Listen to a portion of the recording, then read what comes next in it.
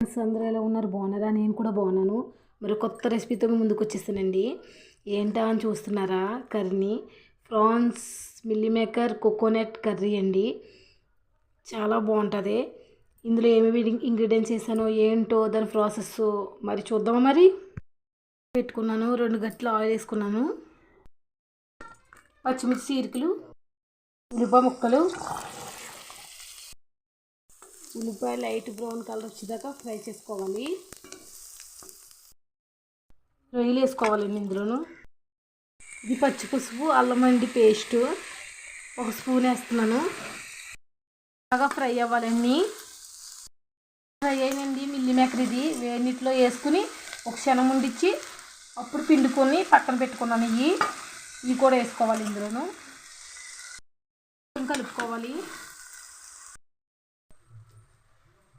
Fry అయినండి. ఇప్పుడు ఉప్పు కారం అన్నీ వేసుకున్నాము. సరిపడగా ఉప్పు అన్నీ కల్లుప్పు వేస్తున్నాను నేను.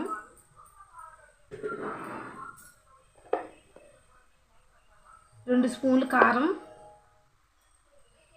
ఎక్కువ కారం తింటే ఇంకో స్పూన్ ఎక్స్ట్రా వేసుకోండి. నేనైతే సరిపడగా వేస్తున్నాను కారం. వాటర్ వేస్తున్నానండి.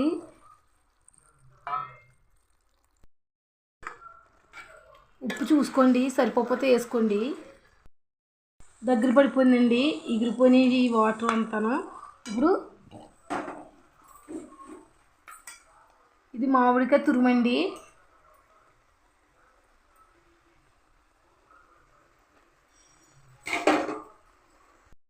ఫుల్ మామిడికాయ వేసుకోండి. నేను సగం మామిడికాయ వేస్తున్నాను తురుము. కొబ్బరి తురుమండి. అంటే చాలా ఇష్టం అండి మా పిల్లలకి. అందుకే నేను ఈరోజు సండే కదండి, చికెన్ అవి తింటలేదు కదండి, అందుకే ఇలా మిల్లీ మేకర్ ప్రాన్స్తో కొబ్బరికాయతో వండుతున్నాను. వేస్తున్నానండి ధనియాలు జీలకర్ర ఎల్లుల్లిపాయ పేస్ట్ అండి ఇది.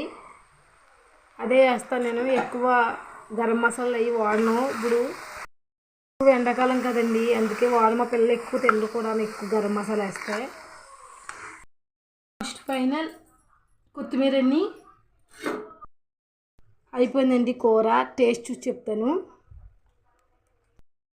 టేస్ట్ చాలా బాగుందండి ఈ కూర. మీకు ఇంకా ఎక్కువ మసాలా కానీ కారం కానీ వేసుకుంటే ఇంకో స్పూన్ కానీ వేసుకోవచ్చు. గరం మసాలా కూడా వేసుకోండి మీరు వేసుకుంటేను. నేనైతే వేయట్లేదు. మా వాళ్ళకి ఎక్కువ కారం తిన్నా ఎక్కువ పడదు, అందుకే నేను వేయట్లేదు వాళ్ళ కోసమని. మీరైతే వేసుకోవచ్చు. కూర అయితే చాలా బాగుంటుందండి. చపాతీలకు కానీ రైస్లోకి కానీ చాలా బాగుంటుంది. మీరు కూడా ట్రై చేయండి. లైక్ చేయండి, షేర్ చేయండి, సబ్స్క్రైబ్ చేయండి నన్ను ప్లీజ్. Thank you.